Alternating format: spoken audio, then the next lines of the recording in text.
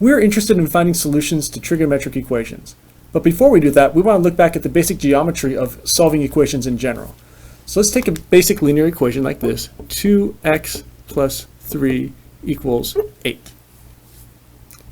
So what's going on with this? Well, we can take this and we can manipulate this to solve, subtract 3, divide by 2, and solve for x. But we're interested in what's happening graphically to this thing. What is happening here? So what we have is we have two equations. We have y equals 2x plus 3, and we have another equation, y equals 8. And we are looking for the intersection of these two graphs. Now you may not have actually seen it set up this way, but this is something that we can set up in the background and understand, yes, this is what's happening. We're looking for where these two things, where y is equal to y, where 2x plus 3 is equal to 8. And we can draw this graphically. So first we have our line 2x plus 3, which is something like this, and then we have the line y equals 8, like this. So that's y equals 8. This is y equals 2x plus 3. And there's a point of intersection there. And we're interested in the x value that gives us that point of intersection. And if you do all the work, you'll find that this is 5/2, subtract 3, divide by 2. But what we're looking for here, the solution is the x coordinate that gives us the location of that point of intersection. And the reason why this matters is because when we solve trigonometric equations, we're going to be doing something very similar. What we're going to have is we're going to have some equation of the form, sine of x equals 1/2. Well, what does that mean?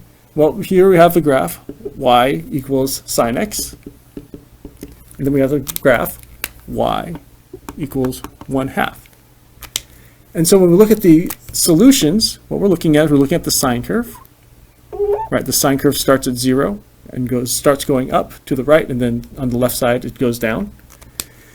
And we're looking at the line y equals, well, I didn't quite squeeze it in there, y equals 1/2. Now there are a couple things to notice here. First thing to notice is that there are lots of intersection points. In fact, there are going to be infinitely many intersection points.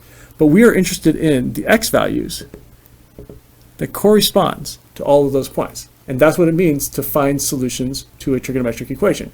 Where are those points of intersection, and specifically what are the x coordinates of those intersection points?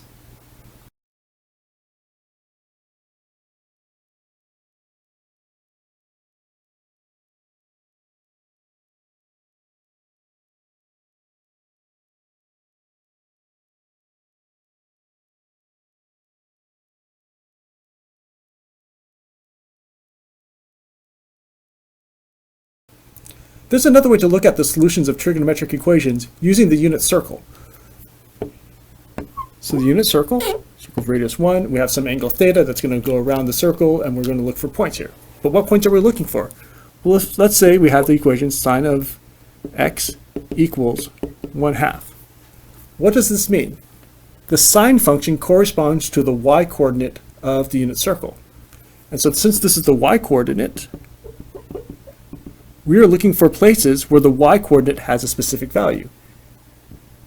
So this is the line y equals 1/2. And we're looking for those points of intersection. Now remember that when in the setup here, we are looking for angles. X is going to be this angle here. It's going to be this angle here. But it's not just those angles. It's also the angles that are coterminal with those angles. And we know that coterminal angles differ by 2 pi radians or 360 degrees. And so once we get this first one, we also have to take into account that there are angles coterminal to that, both in the forward and the backwards direction, that give us other angles that will return us back to this point. And so we're going to see this when we actually solve these things explicitly. But right now, conceptually, it's really important to understand this is why we see multiple solutions. We have a solution in quadrant 1 and solution in quadrant 2. That's one type of multiple solutions, but we also have multiple solutions coming from the fact that we have coterminal angles.